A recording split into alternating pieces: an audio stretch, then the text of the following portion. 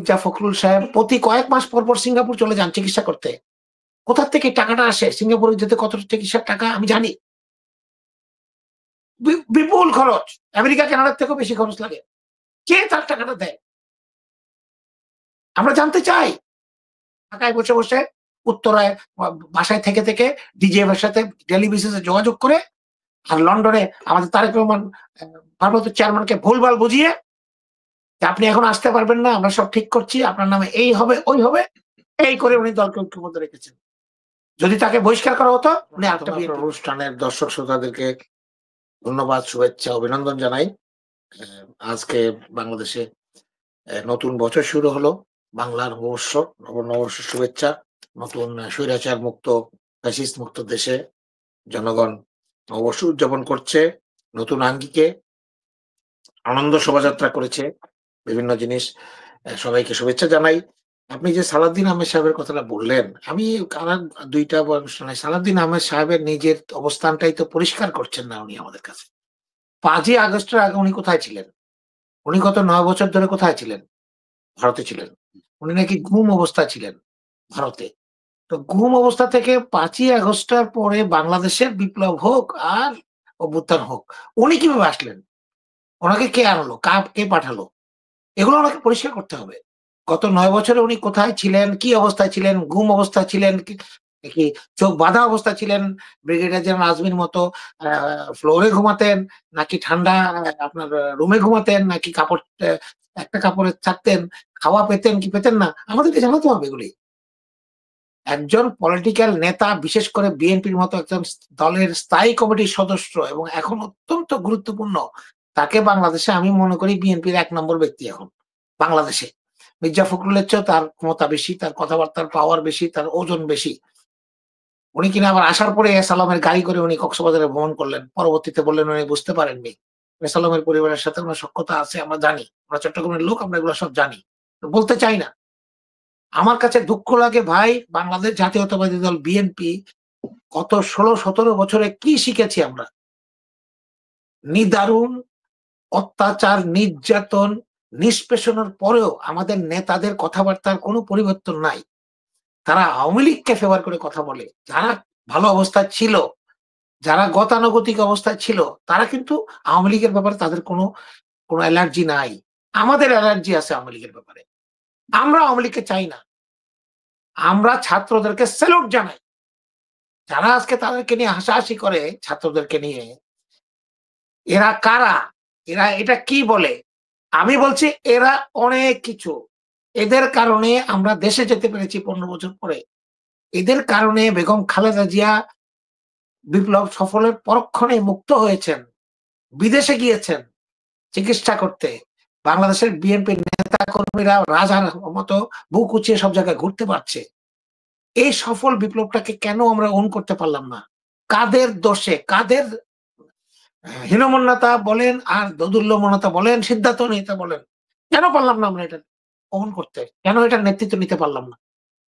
পৃথিবীর ইতিহাসে কোথাও কোনদিন শুনেছেন? ১৬-১৭ বছর ধরে ব্যর্থ নেতৃত্ব যদি থাকে এবং তাদের সমস্ত কিছু যদি ব্যর্থ হয় তারপরেও তারা নেতৃত্বে থাকে? কোথাও আছে কোনদিনও? আমাদের কানাডাতে তো ৩ টার্মের পরে প্রাইম মিনিস্টার সে দলের ভিতরে তার কারণে এত বেশি বিক্ষোভ হয়েছে, তাকে দল থেকে পদত্যাগ করে প্রধানমন্ত্রী থেকে পদত্যাগ করে চলে যেতে হয়েছে। সে থাকতে পারেনি। তার দলের এমপিরা সব অনাস্থা করেছে। কেন বাংলাদেশে এটা হয় না? কেন এই মহাসচিব এখনো থাকে? কেন ফজলুর রহমানদের লোকদের মতো লোক এখন তারা খালেদা জিয়া, তারেক রহমান, জিয়া রহমানের থেকে বড় বিএনপি? কেন? কে এর জবাব দেবে? কে তাদেরকে অধিকার দিয়েছে বিএনপির ব্যাপারে কথা বলার? বিএনপির ছেলে-মেয়েদের ব্যাপারে কথা বলার, বিএনপির নীতি নির্ধারণের কথা বলার? তাকে একটা চেয়ারপারসনের উপদেষ্টা বানিয়ে দিলেই হলো মির্জা ফখরুল। গোলাম মাওলা রনিদেরকে এনে ধরে আওয়ামী লীগের লোকদের বিএনপি দিলেই হলো। তারাই নেতা হয়ে যাবে আমাদের। কেন আজকে তারেক রহমান দেশে আসতে পারছেন না? আমরা জানতে চাই। আমরা বাংলাদেশের সাধারণ জনগণ, বিএনপির সমর্থক যারা আছে, কর্মী তারা জানতে চায় কেন আমাদের ভারপ্রাপ্ত চেয়ারম্যান সাহেব বাংলাদেশে আসতে পারছেন না? কেন?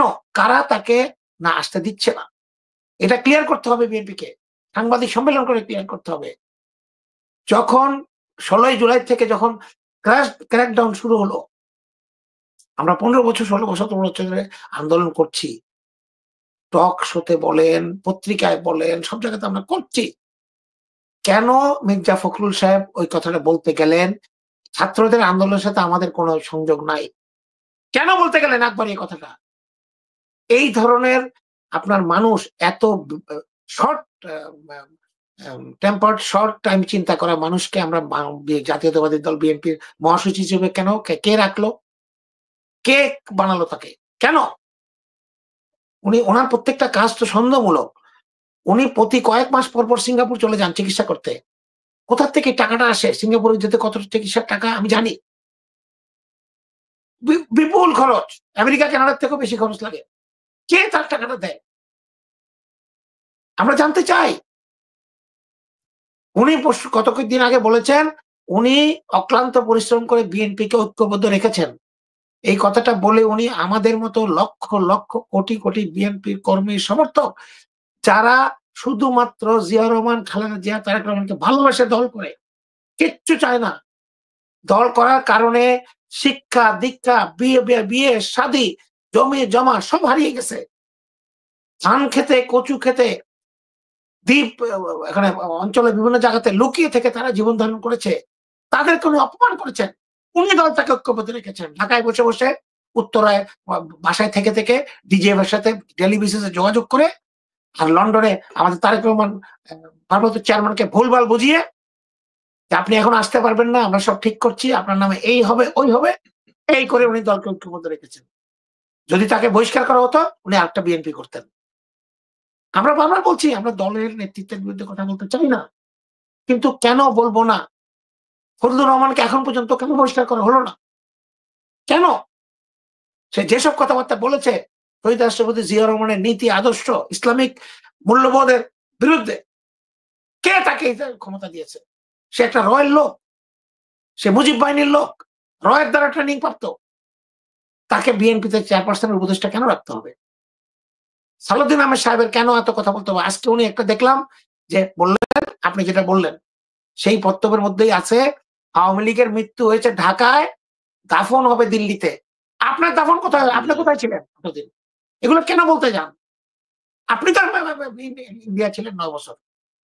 শেখ হাসিনা, শেখ রেহানা ছিল ৬-৭ বছর। কাদের সিদ্দিকী ছিল ৭-৮ বছর। সবগুলি তো আপনার ভারতের রয়ের কন্ট্রোলে ছিলেন। আপনাকে পরিষ্কার ক্লিয়ার করতে হবে। জেনারেল আজমি যেমন গণমাধ্যমের কাছে এসে আমাদেরকে বলেছেন, উনি ৮ বছর কি করেছেন, কোথায় ছিলেন? ব্যারিস্টার আরমান যেমন বলেছেন, কর্নেল হাসিন যেমন বলেছেন, সালাউদ্দিন আহমেদ সাহেবকে ক্লিয়ার করতে হবে। উনি বিএনপির এত বড় নেতা, এত নীতি নির্ধারণ করার আগে ওনাকে ক্লিয়ার করতে হবে ওনা গত ৯ বছর কোথায় ছিলেন? কি করেছেন? কিভাবে কার হুকুমে উনি ৫ তারিখের পরে বাংলাদেশের ঢাকায় উদিত হলেন? ওনার পাওয়ার বেসটা কোথায়? এটা আমরা জানতে চাই। উনি কেন যান এর সাথে দেখা করতে আপনি প্রধান উপদেষ্টার সাথে? কেন? উনার সেই পাওয়ারটা কি? উনি কি বিএনপির অ্যাক্টিং কিছু? আপনি চেয়ারম্যান কিছু হয়ে গেছেন? নাকি ভারতের নির্দেশে এগুলো করা হচ্ছে? এগুলো ক্লিয়ার করতে হবে। এগুলো ক্লিয়ার না করলে আমরা আমাদের দলটাকে আবার একটা বিপদের সম্মুখীন দেখতে আমরা ১-১১ পদধ্বনি পাচ্ছি। ১-১১ পদধ্বনি পাচ্ছি। যদি এবার ইলেকশনের মধ্যে বিএনপিকে আবার ক্ষমতায় আসতে দেওয়া হয়, তারপরেও এই নেতাগুলো নেতা থাকবে, এই স্থায়ী কমিটি থাকবে, এরা মিটিং করবে, এরা গুলশান অফিসে বসে কথা বলবে। আমরা দেখব। শহীদ রাষ্ট্রপতি জিয়াউর রহমানের সৈনিক আমরা দেখব তাকিয়ে থেকে। হবে না এটা এবার। এবার আমাদেরকে যারা আমাদের তৃণমূল আছে, যারা বিএনপিকে প্রাণের চেয়ে ভালোবাসে, যারা কিচ্ছু চায় না, খালি বিএনপিকে বাংলাদেশের ক্ষমতা দেখতে চায়, শহীদ রাষ্ট্রপতি জিয়াউর রহমানের আদর্শ দেখতে চায়, তারা এবার আর বসে থাকবো না। আমরা প্রতিরোধ করবো, আমরা এদেরকে বিতাড়িত করবো এইসব নেতাদের। আমাদের নেতার দরকার নাই। আমাদের কর্মীরা, আমাদের একেকজন কর্মী একেকজন নেতা। আমরা আওয়ামী লীগকে প্রতিহত করেছি এত বছর। নেতৃত্বহীনতা, সিদ্ধান্তহীনতার কারণে আমরা আন্দোলন সফল করতে পারিনি। কারণ আমাদের নেতারা পালিয়ে যেত। আমাদের নেতারা হরতাল ডেকে বাসায় বসে থাকতো। আমাদের নেতারা বিপদ দেখলে জেলে চলে যেত। আমাদের নেতারা বিপদ দেখলে সিঙ্গাপুর চলে যেত। আমার কাছে প্রুফ আছে। কখন কোথায় জিজিএফআই কাকে কখন জেলে নেয়, কখন ছাড়ে।